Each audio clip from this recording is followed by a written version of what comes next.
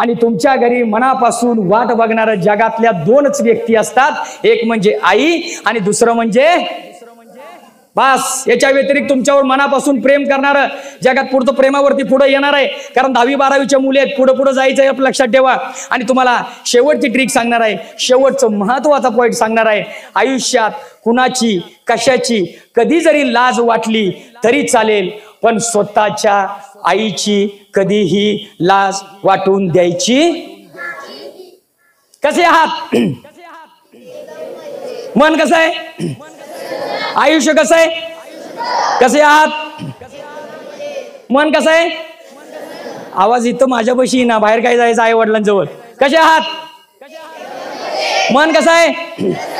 आयुष्य कसं आहे?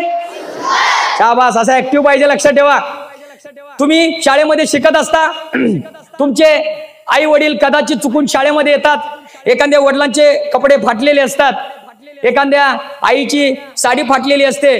तुम्हाला लाज वाटते की माझी आई आहे, इतर मुलांची आई एकदम स्टँडर्ड येते, चांगल्या साडीमध्ये येते, माझी आईची कपडे फाटलेले आहेत म्हणून तुम्हाला लाज वाटते. लक्षात ठेवा, आयुष्यात कधीही कशाची लाज वाटू द्या, तुम्हाला तुमच्या गरिबीची लाज वाटू द्या, वाटली पाहिजे तुमच्या गरिबीची, त्याशिवाय बदल घडू शकत नाही.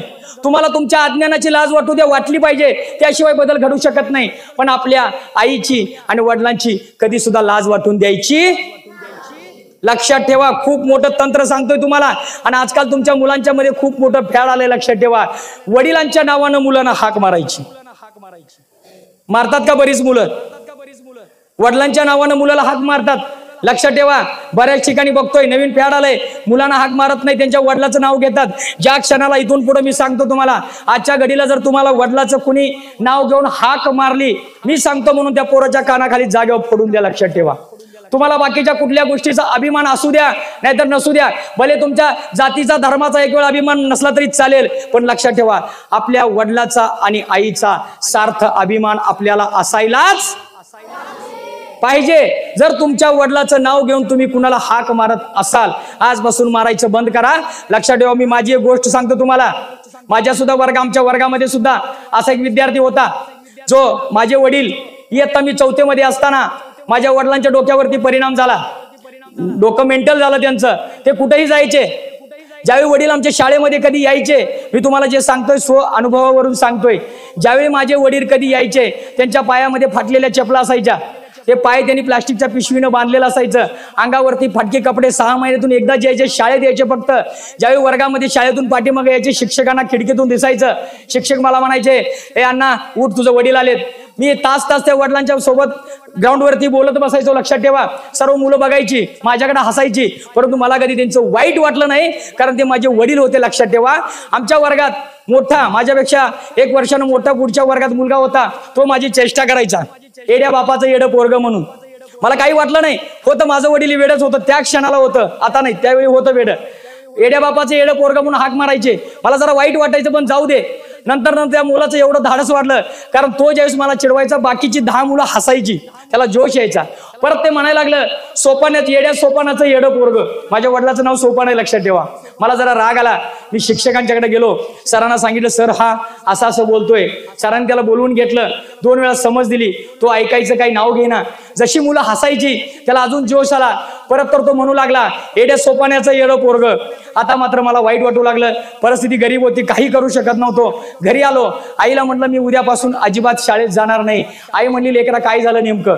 म्हटलं असाच एक मुलगा आहे, म्हणलं तो मला बापूचं म्हणजे वडिलाचं नाव घेऊन हाक मारतोय. आई म्हणली शिक्षकांना सांग. शिक्षकांना सांगून दमलो, उद्या काही जरी झालं, उद्यापासून मी शाळेत जाणार नाही असं ठरवलं. त्यावेळी माझी आई अडाणी होती. लक्षात ठेवा, तुमची आई वडील लहानपणी तुम्हाला जे सांगतात ते एवढं महत्वाचं असतं तुमच्यासाठी, कारण मनापासून ते सांगत असतात. माझी आई म्हणली, लेकरा लक्षात ठेव, तुझ्या आयुष्यात अशी भरपूर संकट येणार, म्हणून तुझा रस्ता बदलणार का? एखादा पोरगा चिडवतोय म्हणून शाळा सोडणार का? उद्या काही जरी करायला लागलं, तुला कोणतरी आडवं नक्की येणार आहे, तुझं ध्येय तू बदलणार का? अडाणी होती आई. मी म्हणलं काय करू? आईने एक ट्रिक सांगितली, उद्या जा अशाची ट्रिक कर, पोरगा तुला चिडवणार नाही. आईने ट्रिक सांगितलेली मी ऐकली खरं. समज म्हणलं यात काय उलट सुलट घडलं तर म्हणली काळजी करू नको, मी वागी नाही, तू टेन्शन घेऊ नको, काही होणार नाही. आईने ट्रिक सांगितलेली मनाला पटली होती. लक्षात ठेवा, सकाळी पटकन उठलो, फाटकी छड्डी गाठली मस्तपैकी, आमच्या सगळ्यांच्या छड्ड्या फाटक्या होत्या. त्या पोराच्या दारात गेलो, त्या पोराचं वडील त्याची बहीण, त्याची आई, आणि तो आतमध्ये जेवायला बसलो होतं. त्याच्या वडिलाचं नाव होतं पांडुरंग. मी बाहेर गेलो, म्हणलं पांडा आहेस का घरात? त्याच्या वडिलानं बाहेर बघितलं, एवढं एवढं बिटुकलं पोरग दिसतंय, मला हाक मारते. पोरानं बघितलं, मी म्हटलं अरे पांडा आहेस का नाही, बाहेर ये की.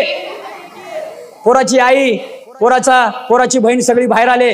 पोरग बाप म्हणला अरे तू सोपानाचा पोरगा का? होय म्हणलं. तुला काय अक्कल बिक्कल आई वडिलांना हेच संस्कार दिले का म्हणला? तू माझे नाव घेऊन हाक मारतोयस? मी म्हटलं हेच सांगायला आले तुम्हाला, तुम्ही तुमच्या पोराला हेच संस्कार दिलं का? मी तुम्हाला फक्त पांडा म्हणून हाक मारला तरी तुम्हाला राग आला. तुमचं पोरग मला येड्या सोपानाचं येड पोरग म्हणतंय, त्यावेळेस मला कसं वाटत असेल? लक्षात ठेवा, पोराची मान खाली गेली आणि तो पोरगा आयुष्यभरासाठी आजही माझा मित्र आहे. लक्षात ठेवा, तुम्हाला तुमची ट्रिक, तुम्हाला तुमच्या आयुष्यामध्ये ज्या ज्यावेळेस संकट येईल, योग्य मार्ग दाखवणाऱ्या जगात दोन व्यक्ती असतात. एक म्हणजे आई आणि दुसरं म्हणजे वडील. तुमचा बाप कसाही असू द्या, लंगडा असू द्या, लुळा असू द्या, दारुड असू द्या, बेवडा असू द्या, लक्षात ठेवा, जोपर्यंत उंबरड्यावर तुमचा बाप उभा असतो, जोपर्यंत उंबरड्यावर तुमचा बाप उभा असतो, तुमच्या घराकडे वाकडी नजर करून बघण्याची कुणाचा टाप नसतो, कुणाचा टाप नसतो. लक्षात ठेवा. विठ्ठल विठ्ठल विठ्ठल विठ्ठल विठ्ठल विठ्ठल विठ्ठल विठ्ठल विठ्ठल विठ्ठल विठ्ठल. जन्म एकदाच येड्या पुन्हा येन नाही, जन्म एकदाच येड्या पुन्हा येन नाही, घडीभर जिंदगीचा भरोसा विनाही, दुःखाच्या त्या सागरात येई आनंदाची लाट. चालतो जावा मी पंढरीची वाट, चालतो जावा मी पंढरीची वाट, चालतो जावा मी पंढरीची वाट, चालतो जावा मी पंढरीची वाट.